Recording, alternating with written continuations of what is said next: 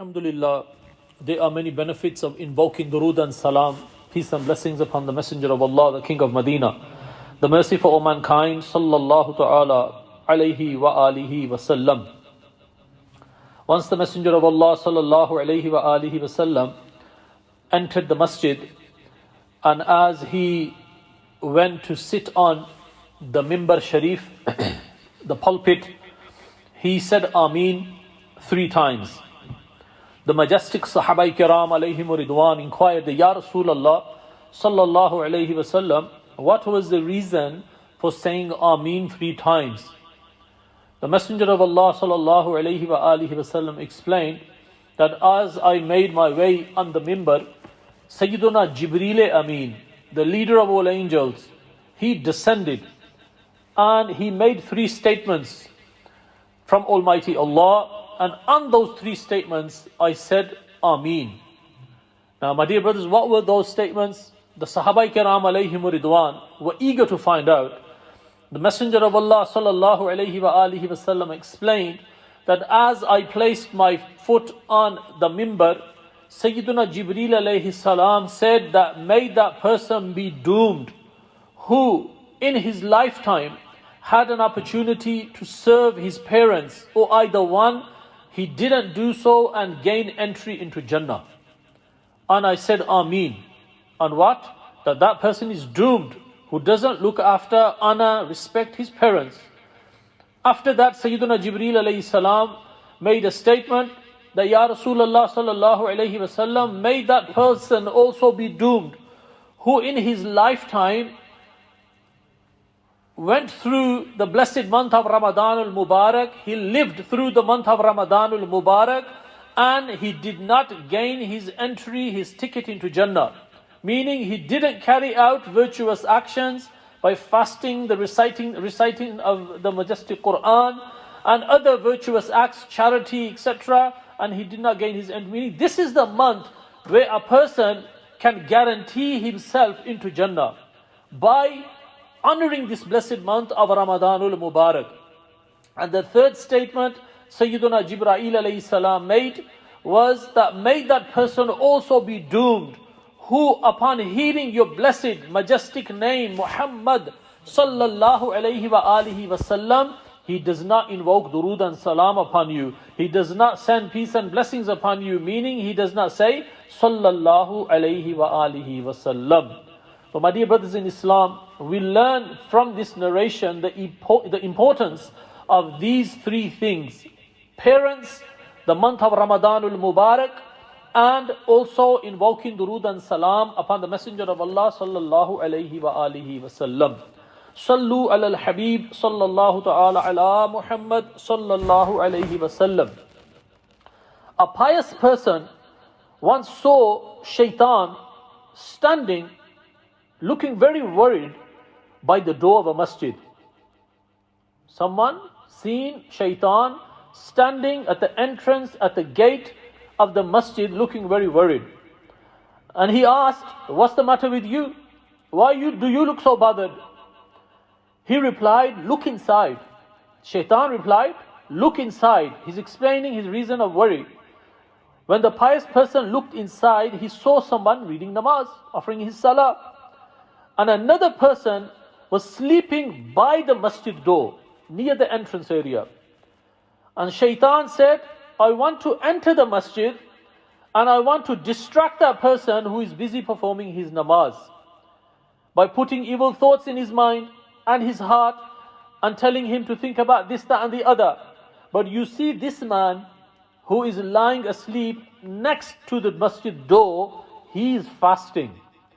And when he is breathing, his breath prevents me from entering the masjid like a flame of fire. So the fasting person was preventing, and the fast was preventing the shaitan from entering into the masjid and to distract the individual who was performing his salah. My dear brothers in Islam, in order to be protected from the attacks of Satan, fasting is a strong protective shield. Even though the fasting person is asleep, his breath is a sword against shaitan. We have learned that shaitan is extremely afraid of the fasting person. As shaitan is captured, chained and imprisoned during Ramadanul Mubarak, he gets into trouble wherever and whenever he sees a fasting person. Sallu ala al-Habib sallallahu ta'ala ala Muhammad sallallahu alayhi wa alihi wa sallam. My dear brothers in Islam, alhamdulillah, it is a great bounty and mercy of Almighty Allah that He has granted us a tremendous gift in the form of Ramadan, whose every moment is full of mercy. The reward of good deeds are multiplied many times over. The reward of a nafal, a voluntary act, is equivalent to that of a fard, while the reward of a fard is multiplied 70 times. Even if a person is asleep, he is considered to be fasting for the pleasure of Allah Azza wa Jal.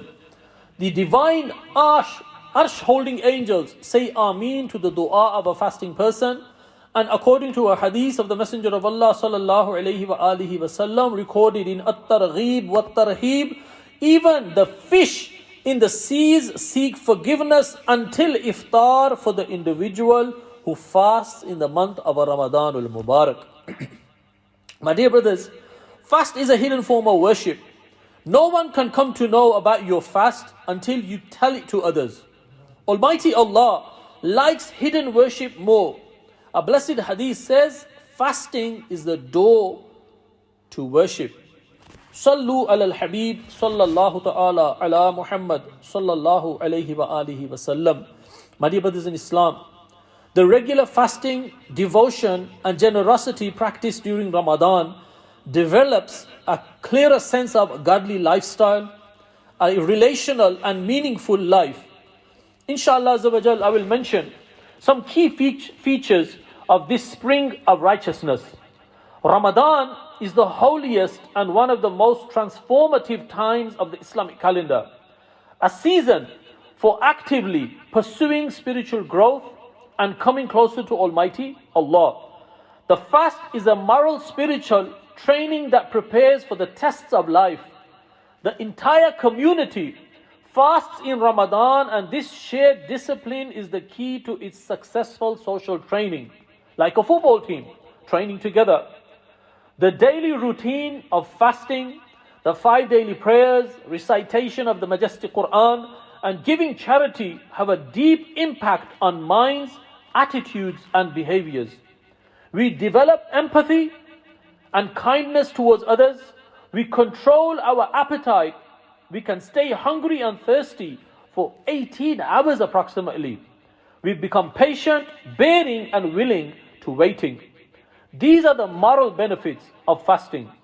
Despite severe thirst and hunger, we don't bat an eyelid. Yet the fridge is full of exotic food and drinks. Why? Because we experience the presence of Almighty Allah around us. We are sensitive and more aware of His presence. That's spiritual development. Closeness to Almighty Allah. Perhaps fear too. It is taqwa, as mentioned in the majestic Quran. Ya ayyuhalladhina amanu kutiba alaykumus siyamu kama kutiba alal ladhina min qablikum la'allakum tattaqun. Believers, fasting is prescribed for you as it was prescribed on those before you, so you become Allah-fearing. The month of fasting is short enough to stomach, but long enough to change even an old habit. Fasting is demonstrating that human beings don't live by bread alone. They are much more than consumers with a body. They have a spirit, a soul. To say no and deny enjoyable things is self-denial, and it's learning to control oneself. It's self-discipline. Saying no is a fantastic way of saying I am not controlled by bodily instincts and desires. I can choose what to do and not to do. This is self-mastery. We now recognize fasting is effective for cleansing the body or detoxifying it. Here is another benefit of Ramadanul Mubarak, an opportunity for a digital detox. If you're spending too much time online and not enough with family, children, relatives or friends, then Ramadanul Mubarak is an ideal time to change this habit. Addiction to the internet is a serious problem. Psychologists are warning that IT addiction can lead to marital discord, lack of personal hygiene, poor social interaction and loss of good eating habits. Ramadanul Mubarak is an opportunity to rebalance our IT habits. This Ramadan, try to phase out some of your poor IT habits by reducing the use of our mobile phones on, for example, Facebook, Twitter, Insta, Snap, and the list goes on. Instead, spend more time in the mosque face to face with your Lord, or studying the majestic Quran, or listening to its soothing recitation. As we come out of the pandemic, it's time to relearn how to share and respond to body language. As we bond to warm, lasting friendships, you will enjoy the emotional benefits of meeting people. My dear brothers in Islam, Ramadan develops moral and spiritual values, but has health benefits too. It's medicine for a society sitting on a time bomb of overindulgence. Consumerism has drowned people's capacity for independent judgment, self-control, and simple living. In our society, fasting enables a person to resist the persuasive power of advertisers and ensures that we do not march to the beat of the drum, but we move to the beat of the azan, which is in itself an act of courage. The spirit of the holy month is to share and sacrifice. It leads to practicing self-control in a bid to achieve success and perfection. No wonder the Messenger of Allah, the King of Medina, the merciful of mankind, sallallahu ta'ala alayhi wa alihi wa sallam, said, if the Muslims knew the greatness of this month, they would wish that the whole year was Ramadanul Mubarak.